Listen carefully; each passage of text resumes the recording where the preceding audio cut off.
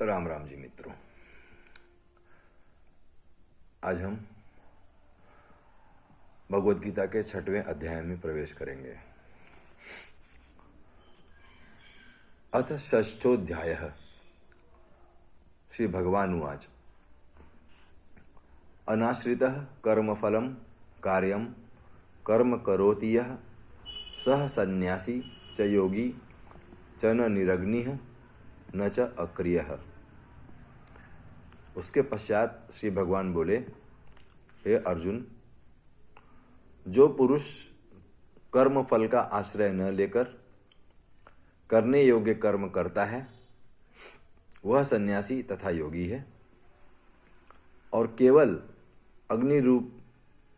अग्नि का त्याग करने वाला सन्यासी नहीं है तथा केवल क्रियाओं का त्याग करने वाला योगी नहीं है।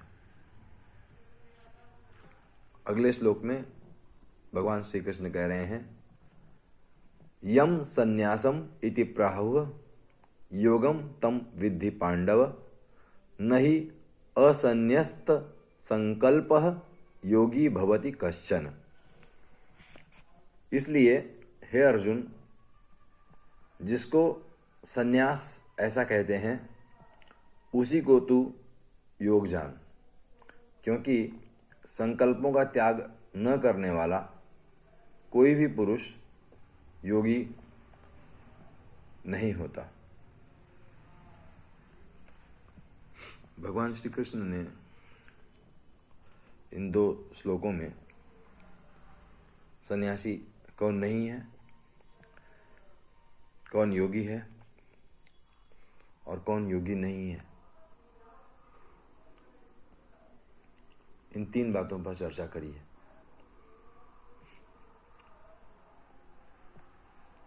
जो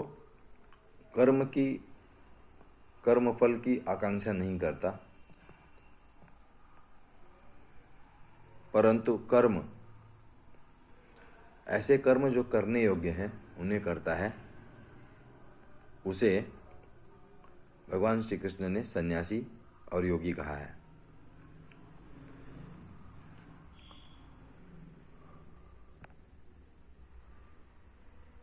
और जिन्हें हम त्यागी कहते हैं उन्हें सन्यासी नहीं कहा है।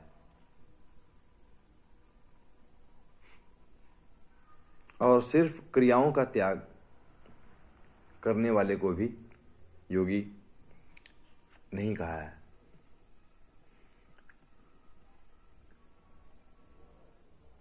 इसके अलावा उन्होंने सन्यास और योग को एक जैसा कहा है।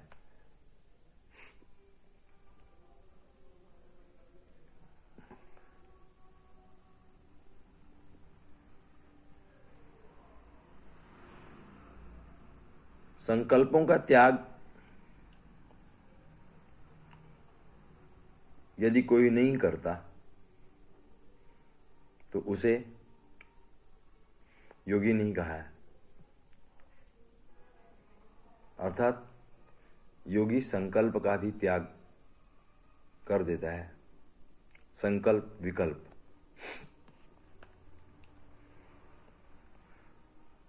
तो भगवान श्री कृष्ण ने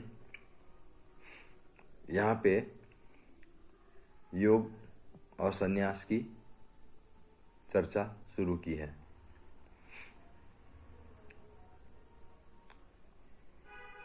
समय समय पे काल के अनुसार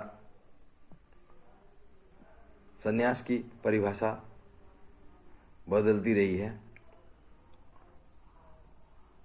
अलग विभिन्न संतों के द्वारा विभिन्न स्वरूप प्रकट किए गए हैं। जैसे भगवान श्री रजनीश ने संन्यास को बिल्कुल सहज कर दिया।